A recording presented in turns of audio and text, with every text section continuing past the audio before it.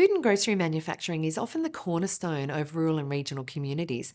There will sometimes be a small community that has a large dairy processor, for example, that is drawing on dairy farmers within those communities. It's also using local transport drivers, local fitters and turners.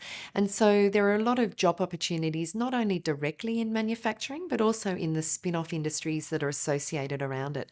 So that provides jobs. It also provides great opportunity to be able to transform Australia's fantastic agricultural product in those regional areas and then to be able to shift that into market where the consumers are. And regional businesses in the sector are doing a lot to assist the community.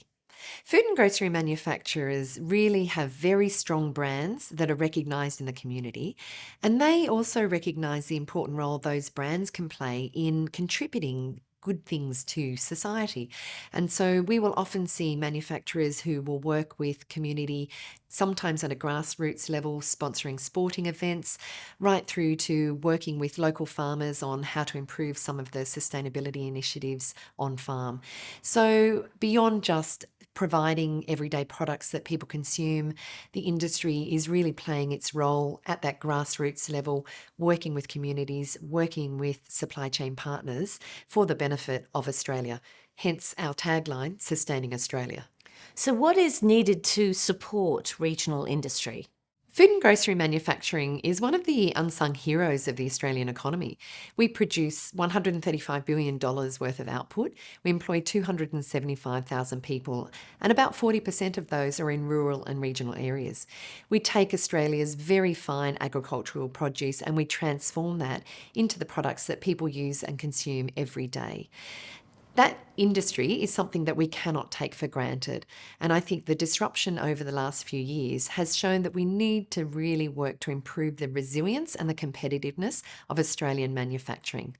That means working with policymakers to ensure that we have access to the right skills, to ensure that we have fixes around some of the transport challenges we have in this country, both in terms of road, rail, and other freight means, and also in terms of policy settings that drive investment. We need to renew some of our capital equipment to not only improve competitiveness, but to also drive sustainability outcomes. And we need to partner and collaborate with governments around achieving these outcomes. Is food and grocery manufacturing and the contribution that it makes to the Australian economy often taken for granted?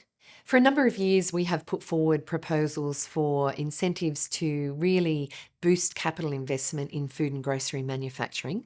And that's to achieve not only sustainability outcomes, but also to ensure the competitiveness of Australian manufacturing. We know that when we look across the globe, a number of other markets have governments providing support to manufacturing, and that poses a risk to Australian manufacturing. So we want to make sure that we can work with governments here to shore up a strong footprint of manufacturing in Australia, not only to provide sovereignty of capability, but also great economic benefits.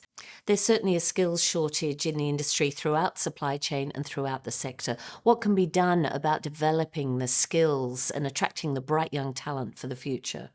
There are skill shortages right across the supply chains at the moment. Some of these have resulted from the disruption over the last few years.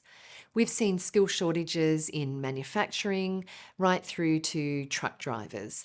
And some of those skill shortages are areas that need to be addressed more holistically in concert with government. That may involve policies around migration to be able to attract skills to fill some of these shortages. And it also means working with governments to upskill capabilities. Because as we transition to new technologies, we also need to make sure that we have the right skills base that is going to support the adoption of those. That's not to say that there won't be a role for traditional skills. There always will be in manufacturing, but it's about growing complementary skills that are needed into the future. What sort of investment is necessary to grow the industry? We've set a high level of ambition for growth in food and grocery manufacturing. The industry's been ticking along at about 2 to 4% growth over the years per annum. We've set an ambition of doubling the size of the industry by 2030 to a $250 billion industry. And we think that that's possible largely through driving export growth, but also by increasing value adding in Australia. That means that we need to have a really coordinated policy focus on food and grocery manufacturing, on how critical it is to our economy, and the policy levers that are needed to really drive growth in this sector.